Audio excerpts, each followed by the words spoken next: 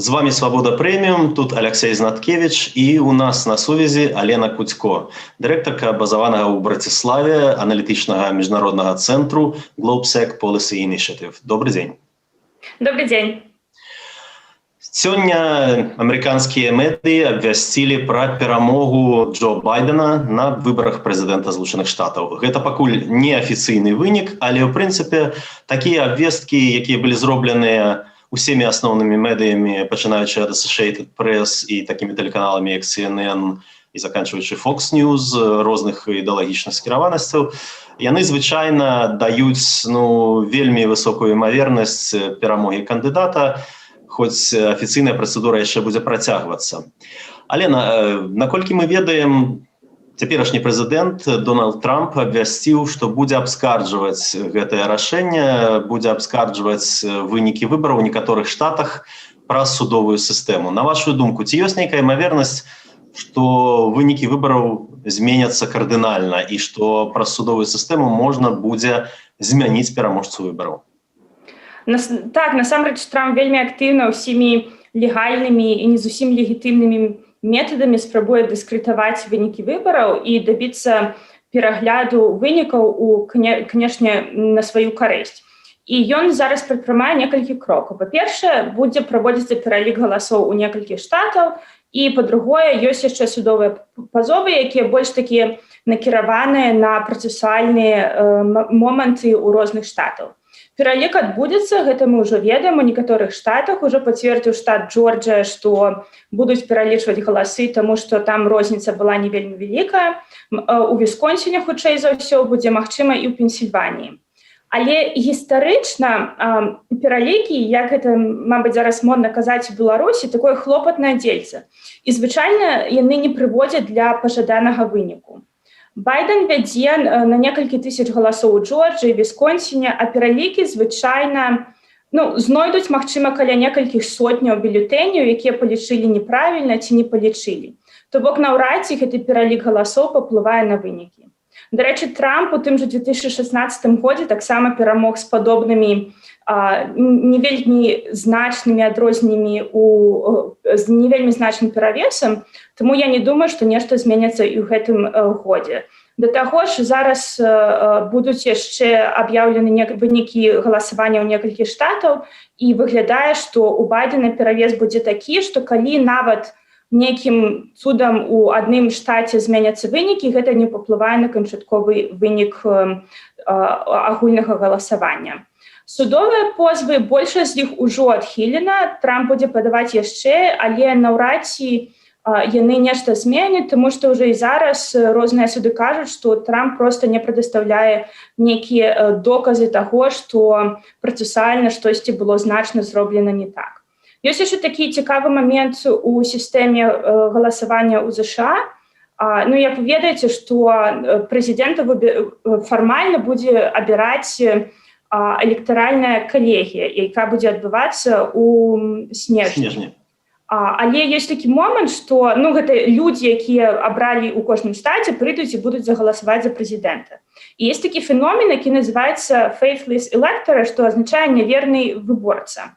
То бок тэарэтычна некаторыя з гэтых людзей могуць прагаласаваць, напрыклад, не за Байдена, як яны павінны, а за Трампа. У некаторых штатах гэта нелегальна, а у некаторых гэта тэарэтычна магчыма. Але нават і ў гэтым выпадку я не думаю, што колькасць такіх людзей будзе значнай, нават калі яны будуць увогуле, і гэта наўрад ці паўплывае на вынікі выбараў. Вось вы ўжо сказалі пра, як бы мовіць, афіцыйнае аспрэчанне, пра судовую сістэму, але ці можа здарыцца так, што цяперашні раскол амерыканскага грамадства на два лагеры, на прыхільнікаў Трампа, ягоных праціўнікаў, можа прывесці да сур'ёзнага палітычнага крызісу з перадачай улады, што будуць нейкія эксцэсы з перадачай улады, і ці можа адбыцца вось нешта такога кшталту? Трамп сапраўды, тое, што ён кажа зараз, ён не збіраецца спакаваць валізы і куды-небудзь ехаць. Ведаем, што легальныя метады хутчэй за ўсё не спрацуюць, але ён заклікае вельмі настойліва сваіх прыхільнікаў не прызнаваць вынікі і змагацца. Усё ж такі тое, што мы бачым у партыі, сярод афіцыйнай партыі рэспубліканцаў, усё ж такі большасць, мабыць, з невялічкімі выключэннямі, падтрымлівае працэсуальную сістэму, якая ўсталяваная США, і стаіць за права выбару, за працэсуальны падлік галасоў. Яны што маглі ўжо зрабілі да выбараў у плане, напрыклад, таго ж джерымандерынгу, то бок размеркавання раёну галасавання так, каб гэта было на карысць рэспубліканскай партыі. Таму я не думаю, што рэспубліканцы пойдуць на такія рашучыя крокі, як непрызнанне выбараў, і штосьці з гэтага будзе далей. Да таго ж рэспубліканцы ведаюць, што хутчэй за ўсё яны захаваюць за сабой сенат, то бок Джо Байден не будзе мець магчымасці правесці нейкія вельмі кардынальныя перамены ва ўнутранай палітыцы США, таму ім невыгадна страчваць усё дзеля Трампа. Канешне, будзе магчымасць некаторых пратэстаў у США, але гэта не паўплывае на вынікі выбараў. Многія пытаюцца, што будзе, калі Трамп проста не выйдзе з Белага дому, но там уже будуць проста запрашаць метадамі і паліцыі і гэтак далей. Будзе вельмі хаатычныя 2 наступныя месяцы, калі будуць адбывацца ўсе гэтыя позвы і пакуль Джо Байден афіцыйна будзе аб'яўлены прэзідэнтам США. І у больш доўгай перспектыве, канешне, мы будзем маць краіну, якая будзе вельмі падзеленая, будзе занятая сваімі ўнутранымі праблемамі, а гэта значыць, што будзе у амерыканцаў менш часу і рэсурсаў рэагаваць на тое, што адбываецца ў свеце. Вось вы былі адной з аўтараў дакладу пра адносіны ЗША і Цэнтральнай Еўропы. Скажыце, як складаліся вось гэтыя 4 гады адносіны адміністрацыі Трампа з гэтым рэгіёнам і з усходняй Еўропай, у тым ліку з Беларусю? Што б вы адзначылі як найбольш пазітыўныя і найбольш негатыўныя крокі з боку адміністрацыі Трампа в адносінах да гэтага рэгіёну? Важна разумець, што словы Трампа часам вельмі адрозніваюцца ад той палітыкі, якую праводзіць ЗША як краіна. Я пытаюся менавіта пра адміністрацыю. Конечно, былі і пазітыўныя і негатыўныя моманты на працягу апошніх гадоў. Трамп усё ж такі шмат каму ён у рэгіёне падабаўся. І мы, конечно, ведаем выпадкі, што Віктор Орбан, ён адкрыта падтрымліваў Трампа і гаварыў, што ён павінен быць наступным прэзідэнтам США. Але ідэалагічна шмат каму Трамп падабаўся. Але людзям падабалася таксама і даволі канструктыўная палітыка США, якая праводзілася ў гэтым рэгіёне. Напрыклад, з пазітыўных момантаў дакладна па пытаннях бяспекі магчыма, некаторым яшчэ больш азначаюць, што было яшчэ лепш, чым пры Абаме. То бок, пры ўсім сваім характары Трамп усё ж такі праводзіў палітыку ўзмацнення ўсходняга крыла НАТО, падтрымліваў тое, што амерыканскія войскі павінны заставацца на тэрыторыі Польшчы, а таксама іншых краін у Цэнтральнай Еўропе. Канешне, Трамп ён вядомы сваім такім падыходам, які скіраваны на транзакцыі, то бок за тое, што тут былі войскі, ён вельмі актыўна намагаўся, каб краіны трацілі 2% дзяржаўнага ВВП на бяспеку і куплялі амерыканскую зброю. Але цэнтральнаеўрапейскія краіны ўсё роўно ў плюсе, ім гэта не перашкаджала ўвогуле. Шмат працы таксама... Гэта былі іх абавязанні. Яны самі, все краіны бралі на сябе гэтае абавязанне, калі ўступалі. Менавіта. Гэта было абавязак, і цэнтральнаеўрапейцы, яны ўсё ж такі гэты абавязак выконваюць, амаль усе, і гэта тое, што было больш прэсінгу на краін Заходняй Еўропы, таксама было на руку краінам Цэнтральнай Еўропы. Але таксама было шмат чаго зроблена і ў накірунку эканомікі. Была такая пачатак гэтай ініцыятывы, якая называлася «Тры мора». Не ўсе краіны Цэнтральнай Еўропы ў захапленні ад гэтай ініцыятывы, але некаторыя вельмі думаюць, што гэта мае добры эканамічны патэнцыял. І ўжо з амерыканскага боку былі нават аб'яўлены некаторыя інвестыцыі ў гэтую ініцыятыву. Негатыўныя моманты, канешне, некаторыя краіны думалі, што Трамп абірае сяброў не па правільным крытэрыям. Вугоршчына і Польшча былі больш ідэалагічна прыбліжаныя, Таму ім было трошку з Трампам прасцей, а многім хацелася б, каб было наадварот, і краіны, якія прытрымліваюцца больш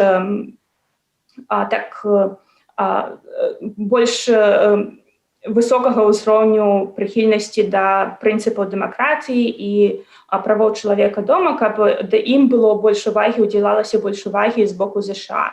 Канешне, негатыўным момантам быў дакладна тое, што у Трампа былі вельмі дрэнныя адносіны з Еўропай, ён адкрыта праводзіў такую палітыку дыскрэдытацыі еўразвязу, падтрымліваў Брэкзіт. Для Трампа еўразвяз быў нешта накшталт Кітаю, і ён казаў, што з еўразвязамі яшчэ горш весці бізнес, чым з Кітаем.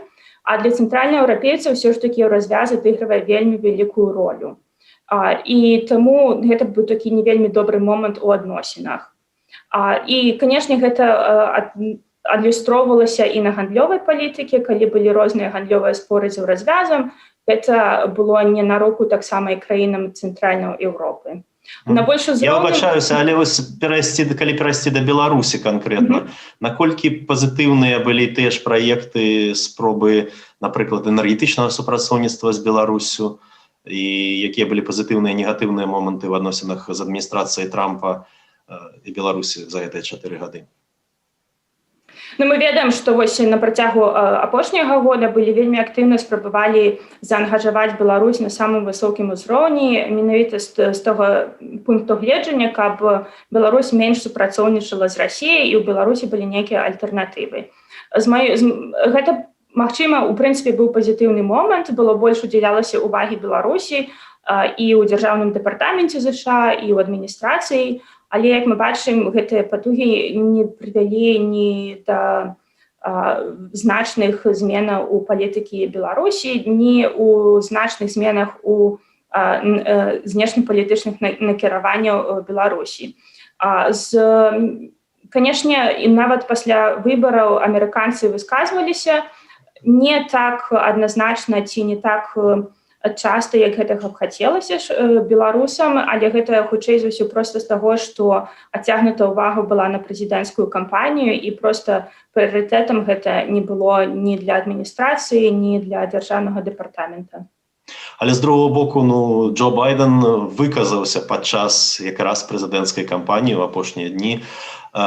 Ці чакаеце вы нейкіх кардынальных зменаў з прыходам новай адміністрацыі США? У адносінах менавіта да Беларусі, да палітыкі адносна Беларусі. Як мы ўжо бачым, рыторыка зменіцца дакладна, ці лічыць гэта кардынальнай зменай ці не, гэта, конечно, такое спрэчнае пытанне. Байден дакладна вернецца да больш традыцыйных метадаў вядзення замежнай палітыкі і будзе выказвацца больш адназначна наконт таго, што адбываецца ў Беларусі. Таксама, што важна для Беларусі, будзе больш каардынацыі з дзяржаўным дэпартаментам, таму што пры Трампе ўсё ж адміністрацыя Белага дому і дзяржаўны дэпартамент часам маглі праводзіць такую не зусім каардынаваную палітыку, што не вельмі добра адлюстроўвалася на выніках. А таксама Байден будзе дакладна значна больш каардынаваць з еўразвязам, і ёсць верагоднасць больш каардынаваных санкцый ці нават магчымасць якіх-небудзь медыяцый на міжнародным узроўні, таму што і ЗША, і еўразвяз будуць больш заангажаваным у гэтым працэсе. Я думаю таксама, што будзе больш уведзена санкцый на Беларусь, у які час, гэта паглядзім, таму што пакуль яшчэ 2 месяцы будуць толькі праводзіцца пераход улады, а кангрэс ужо быў за санкцыі, таму я думаю, гэта ўсё працягнецца і на значна высокім узроўні. Байден ужо падчас выбарчай кампаніі ў канцы заявіў не толькі нейкія негатыўныя рэчы наконт Александра Лукашэнкі і ягоных метадаў кіравання і адсутнасці дэмакратыі ў Беларусі, але ён сярод іншага паабяцаў падтрымаць так званы план Маршала для Беларусі, як некаторыя яго называлі, то бок пакет эканамічнай дапамогі, калі Беларусь пяройдзе на шлях да дэмакратыі, калі зменіцца ўлада. На вашу думку, атрымае такія заявы атрымаюць напаўненне рэальна, калі з'явіцца адміністрацыя Байдена? Я думаю, што гэта абсалютна рэальна, менавіта таму, што кангрэс хутчэй за ўсё застанецца пад кіраўніцтвам рэспубліканцаў, а рэспубліканцы не заўжды былі вельмі моцна падтрымлівалі тое, што адбываецца ў рэгіёне. Я думаю, маеце на ўвазе Сенат, бо Палаце прадстаўнікоў.